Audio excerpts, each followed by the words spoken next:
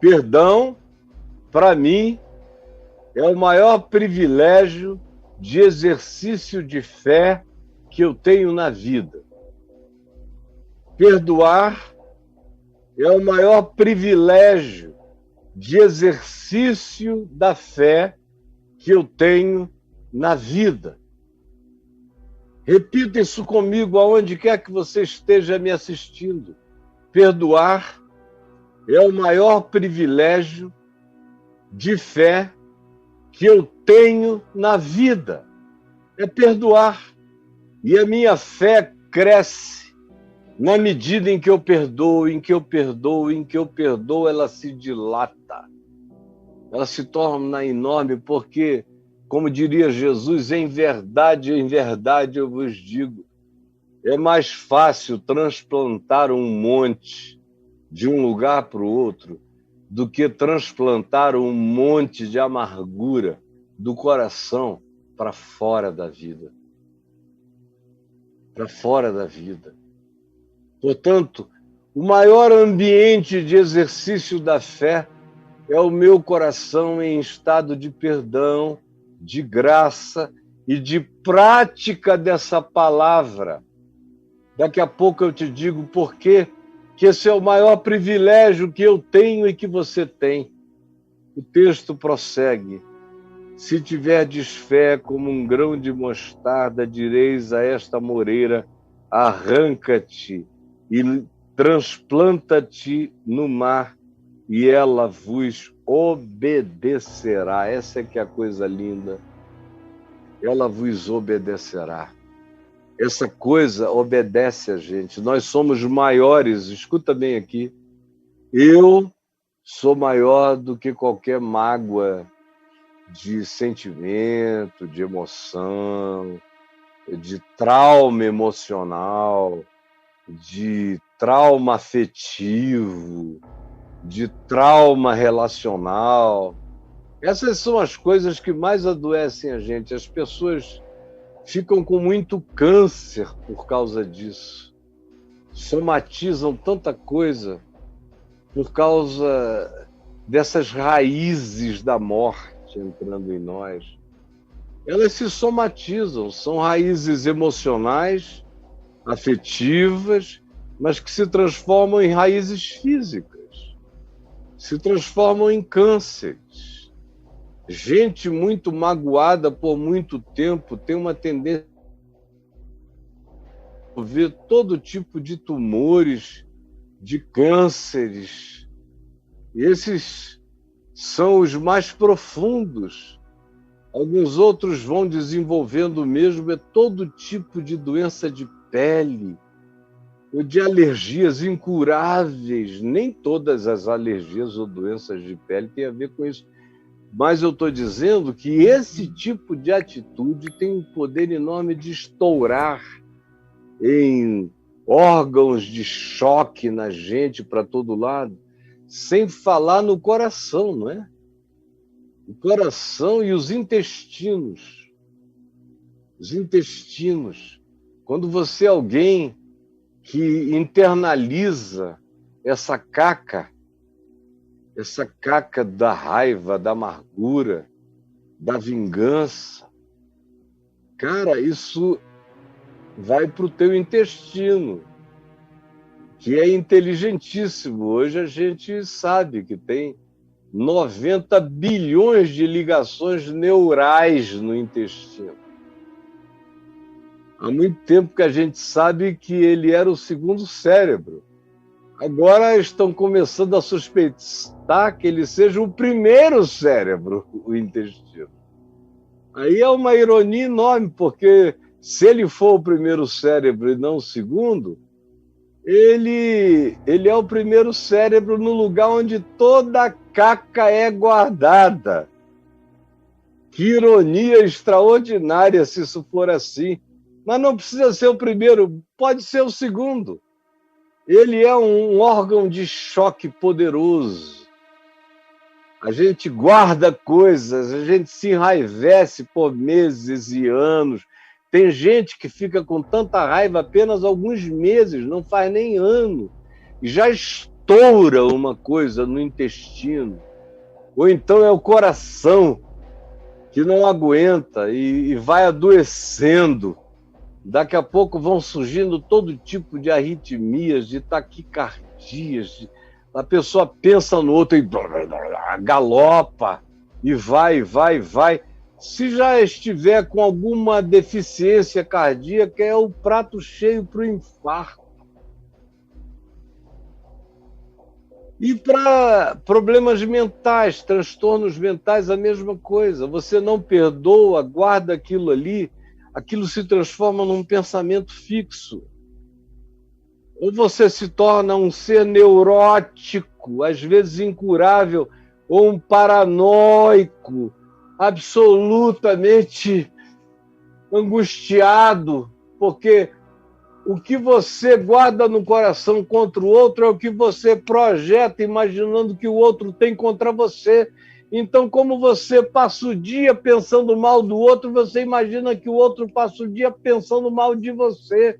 Não tem cérebro que suporte. Viver nesse estado adoece. Adoece. As nossas doenças, quase todas, nascem dessa dimensão espiritual, psicológica, e que acaba se transformando em carne, em soma, em dor no próprio corpo, em todos os níveis. Não tem nada e não tem dimensão que esse tipo de situação emocional não venha a perturbar e a prejudicar no corpo de qualquer um de nós.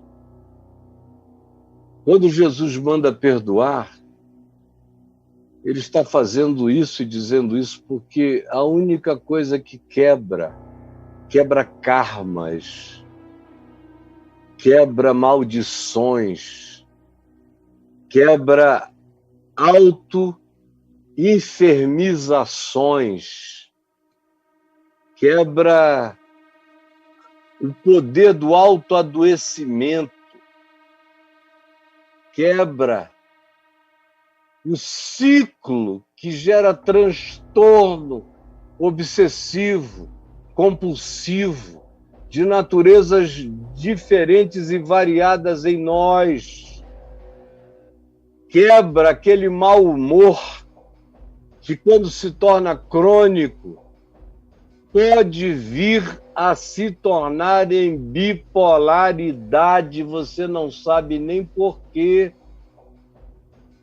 Porque guardou durante tanto tempo o mau humor, da malquerência, do perdão retido, e que é retido contra quem retém, não é em relação ao outro. Eu é que sou a vítima de não perdoar. E os apóstolos entenderam isso, por isso é que disseram: aumenta-nos a fé.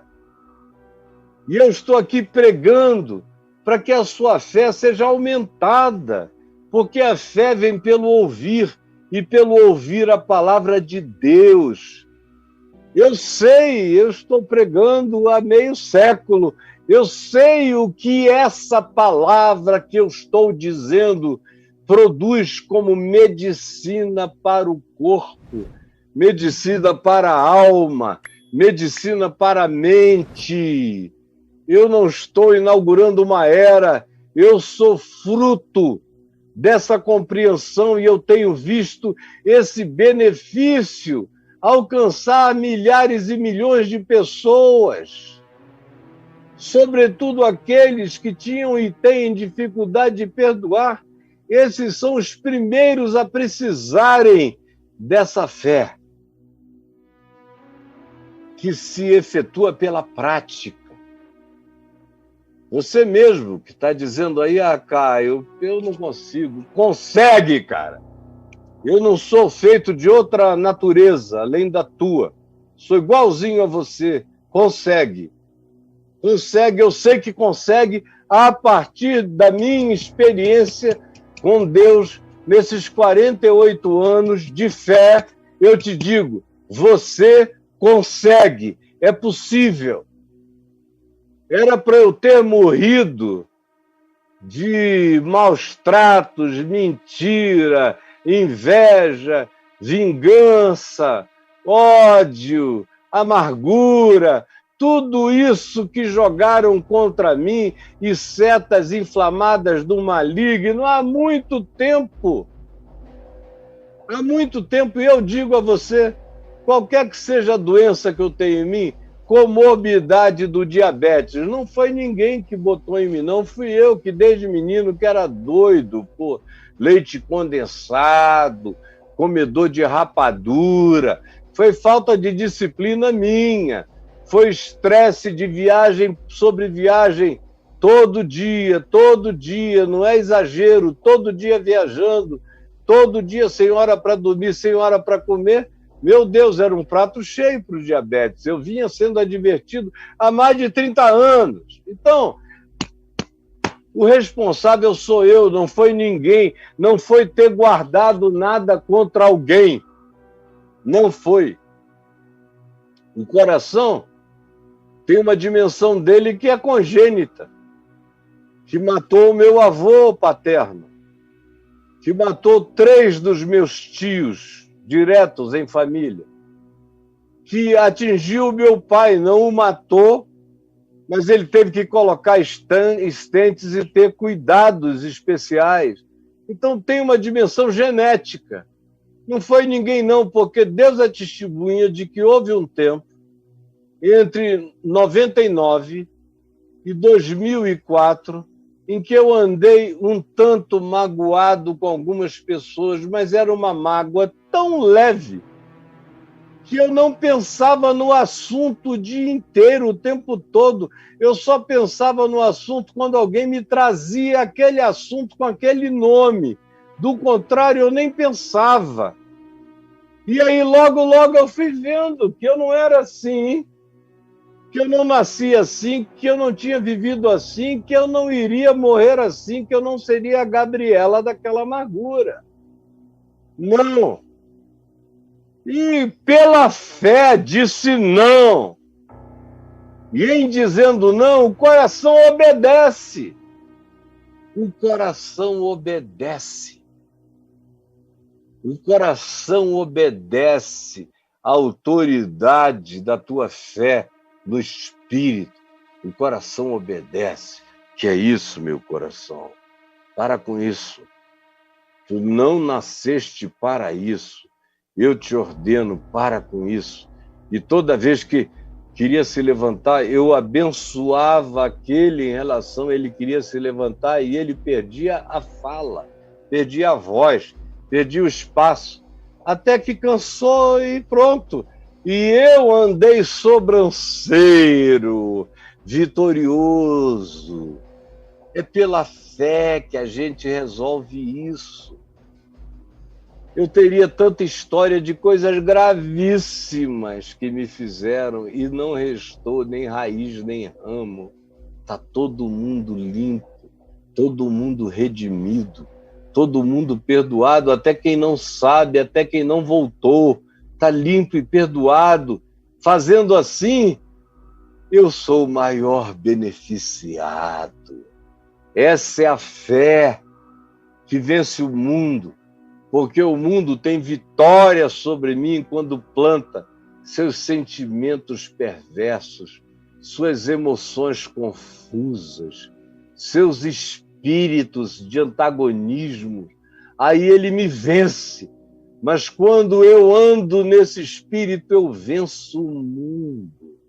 Eu venço o céu, a terra, o inferno e o diabo. Ando com Jesus. Anjos ficam perplexos, demônios se emudecem e o meu coração fica cheio do amor de Deus, da sabedoria de Deus, da revelação de Deus, da graça dele, da companhia dele, da amizade dele, da intimidade dele, como ele mesmo prometeu. Eu nem chego a começar a orar e ele já diz, eu estou aqui, pode deixar. É a promessa dele. Estarão ainda a falar e eu direi: eis-me aqui. Já está feito. A gente entra na intimidade desse amor quando o nosso coração pratica o perdão em fé, em relação a tudo, em relação a todos e a qualquer um. Parece uma loucura, mas quem provou, quem conhece, sabe que é a maior de todas as dimensões que coach algum tem para te ensinar, que nenhuma constelação familiar tem a te propor, que nenhum momento da análise freudiana te ensinará. N de Jesus que te ensina isso, que te ensina agora, te ensina já. Jesus, os impossíveis dos homens são possíveis para Deus. Eu te peço que essa palavra de fé levante o coração de todos, porque não há acepção de pessoas para ter essa fé. Tu não condicionaste, tu não disseste que eram alguns especiais, eram todos. Tu universalizaste esse mandamento, que é também um desafio para todos nós. Aumenta a minha fé, para que eu continue a viver como tu me tens ajudado a viver todos esses anos da minha vida. Mesmo nos anos da minha fraqueza, tu me deste a fé que não se perturbou, que não adoeceu desses males. E eu te rogo que eu esteja sendo compreendido e que haja muita gente dizendo amém, amém e amém, para praticar, em nome de Jesus. Amém e amém.